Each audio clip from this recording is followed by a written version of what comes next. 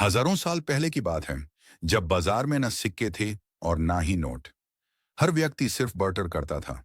अगर मेरे पास गेहूं, वीट हैं और मुझे बकरी, गोट चाहिए, तो मुझे एक ऐसे व्यक्ति को ढूंढना पड़ता था जिसे बकरी के बदले गेहूं चाहिए हो।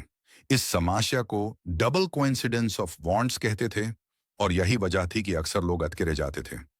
फिर इंसानों ने सोचा, क्यों ना कोई ऐसी चीज रखें जो सबको पसंद हो और जो आसानी से खराब ना हो। और इस तरह जन्म हुआ कमोडिटी मनी का, जैसे नमक जो खाना खराब होने से बचाता था, अनाज और समुद्री सिपियन सीशेल्स। माइक्रोनेशिया के आइलैंड पर तो लोग जायंट स्टोन डिस्क्स को भी पैसा मानते थे। यह है से ट्रस्ट का पहला और सबसे बड़ा कदम उठाया गया। क्रंथी, जब मोहर लग सिक्कों का राज आया, कॉइन्स एंड एम्पायर्स। लेकिन असली क्रांति तब आई जब 600 बीसी के आसपास लिडिया, जो अब टर्की है, में पहले सिक्के कॉइन्स बने। इन्हें सोना, गोल्ड और चांदी, सिल्वर के मिक्सचर से बनाया गया था। ये सिक्के छोटे थे, टिकाऊ थे और इन पर राजपूतरा किंग की मोहर लगी होती थी, जो उनकी गारंटी थी। जल्दी ही ये सिक्के पूरी दुनिया में, खासकर रोमन एम्पायर में फैल गए।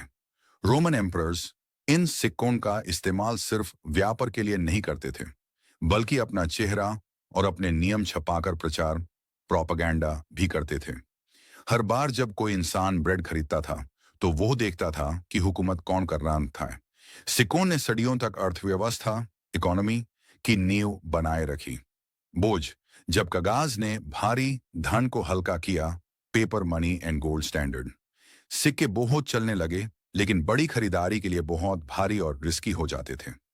अगर आपको बड़ी रकम ले जानी है, तो बहुत ज्यादा चांदी का बोझ उठाना पड़ता था।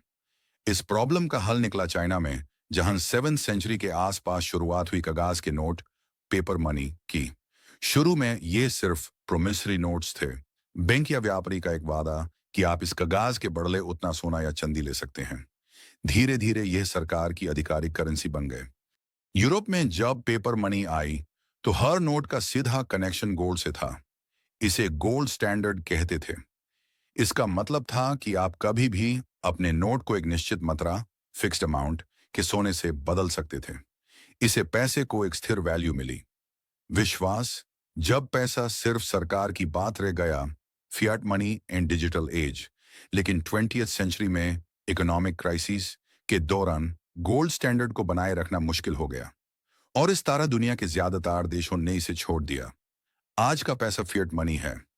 अब यह ना गोल्ड से बंधा है और ना ही बहुत ज्यादा कागज से। इसकी वैल्यू इसलिए है क्योंकि सरकार इसका आदेश, डिक्री देती है और हम सब इस पर विश्वास करते हैं कि कल भी यह चीजें खरीदने के काम आएगा।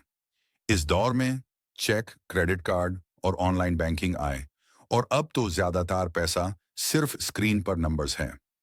आखिरी मोड, कोड और स्कैनिंग का जमाना, द फ्यूचर ऑफ मनी। और अब हम इस सफर के आखिरी मोड पर हैं, डिजिटल क्रांति। आगे का सफर शुरू होता है क्रिप्टो करेंसी जैसे बिटकॉइन से। यह ऐसा पैसा है जिसे किसी सेंट्रल अथॉरिटी का कंट्रोल नहीं है। यह ट्रस्ट ऐप कोड और ब्लॉकचेन टेक्नोलॉजी पर है, पूरी तरह से ट्रांसपेरेंट।